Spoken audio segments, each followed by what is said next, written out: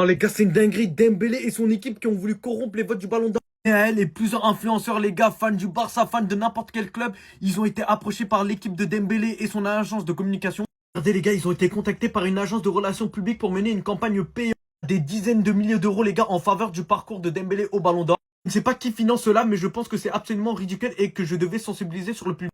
Ce mec-là, les gars, il est suivi par les Fabrizio Romano, par des grands groupes comme Golazo. Et il vient ouvertement, les gars, de dénoncer ce que Dembélé a essayé de faire avec son équipe il y a 2 mois de cela. Même il y a quelques mois de cela. Étant donné que, comme vous le savez, les gars, les votes du Ballon d'Or, ils ont été clos la semaine dernière, je crois. Et je comprends pas pourquoi ils ont eu besoin de ça. Je sais pas si c'est faux ou pas, les gars, mais là, c'est en train de faire le tour du monde. C'est déjà à 4 millions de vues, je crois. Là, je vous parle que d'un créateur, mais il y en a full up, hein. Allez sur votre fil Twitter et vous savez comment Twitter, ça va vite. Vous liez on vient vers toi. Donc là, je pense qu'ils ont dû montrer le nom du groupe. Souhaite de toi une campagne de 1 mois où tu parles de Dembélé en bien pour pouvoir promouvoir et candidater sur sa nomination au Ballon d'Or en tant que numéro 1. On veut des compiles, on veut que tu fasses tout pour promouvoir la campagne de Dembélé. Étant donné ta grande communauté et la crédibilité que tu as sur les réseaux. Il est même plus en mode 10 fois plus, il va passer en mode 15 fois plus. Le match de la semaine prochaine en Ligue des Champions contre Marseille a été classé à haut risque par le ministère espagnol de l'Intérieur. Et pour accompagner le retour de Vinicius, le retour de Bellingham. Vinicius est à 200%, il est en pleine forme, il sait que c'est son tour. Vinicius Junior a profité de la trêve pour recharger les batteries et remettre sa condition physique et mentale à flot.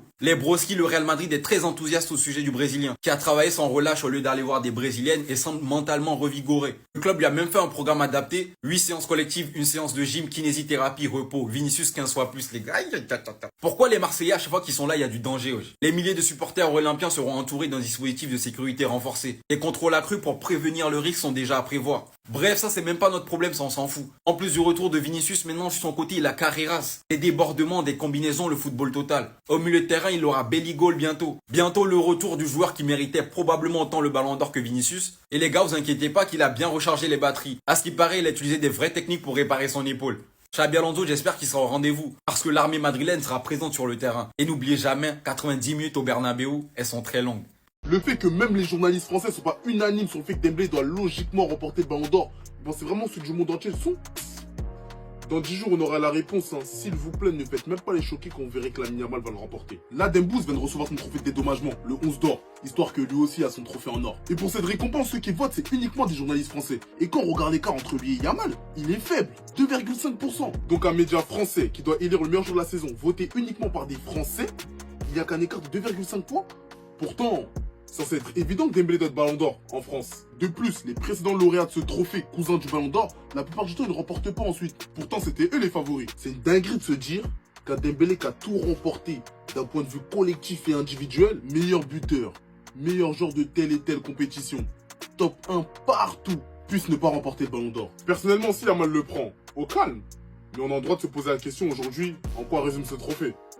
Bon, cette fois, ça a été confirmé par les voix du Paris Saint-Germain. Le Paris Saint-Germain assume ne pas avoir recruté une doublure à Achraf Hakimi, et ce, de façon volontaire. Car encore une fois, le Paris Saint-Germain estime que Warren Zaïre-Emery a du potentiel à ce poste, et a largement de quoi dépanner Achraf Hakimi sur le poste de latéral droit. De même avec Joao Neves, qui peut également jouer à ce poste-là. D'ailleurs, la question et la réflexion a même été posée en sélection, puisqu'il est tellement bon à tous les postes où il joue, et vu qu'il a performé à ce poste-là au PSG, que ça intéresse le sélectionneur du Portugal de pourquoi pas le positionner à ce poste-là. Ce qui veut dire que même lorsqu'Achraf Hakimi ira à la CAN, Paris Saint-Germain se sent tranquille à l'idée de pouvoir faire jouer Warren Zaïre-Emery ou Joao Neves au poste de latéral droit. Mais plus que ça, la véritable raison pour laquelle le PSG n'a pas recruté de latéral droit, c'est parce que Luis Enrique compte sur un Titi parisien. Il s'appelle David Bolly, il a seulement 16 ans et Luis Enrique le voit déjà comme un futur crack. Il est actuellement en récupération après une blessure à l'épaule et c'est pour ça qu'il n'est pas encore dans le groupe pro. Mais Luis Enrique compte déjà sur lui pour la saison. Preuve de la confiance même de l'entraîneur espagnol, il l'a inscrit sur la liste B du PSG pour la Ligue des Champions. Une marque d'intérêt qui confirme que Luis Enrique a hâte de le voir évoluer sous ses ordres. Et même au-delà du poste de latéral droit, eh bien le Paris Saint-Germain pourrait expérimenter une configuration que Luis Enrique apprécie tout particulièrement, c'est-à-dire de jouer en 3-4-3 avec donc 3 défenseurs centraux et la présence d'Ilia Zabarni pourrait justement permettre à Luis Enrique d'expérimenter enfin cette tactique. Oki a fait un tweet très intéressant en comparant les récompenses de la saison 1 sur FC25 et de la saison 1 sur FC26. Et en gros, c'est pour illustrer le fait que EA cherche vraiment à freiner l'évolution du marché des transferts. Je ne sais pas encore quelle méthode ils vont utiliser. En tout cas, ils avaient expliqué qu'ils voulaient que les cartes or rares durent un peu plus. Parce qu'on va pas se mentir que ces dernières années, c'était n'importe quoi. La première chute sur le marché des transferts après le Pro FU de champion, c'était du bordel. Sortie du jeu, t'achètes un joueur à 150 000, quelques semaines après, il coûtait 50 000.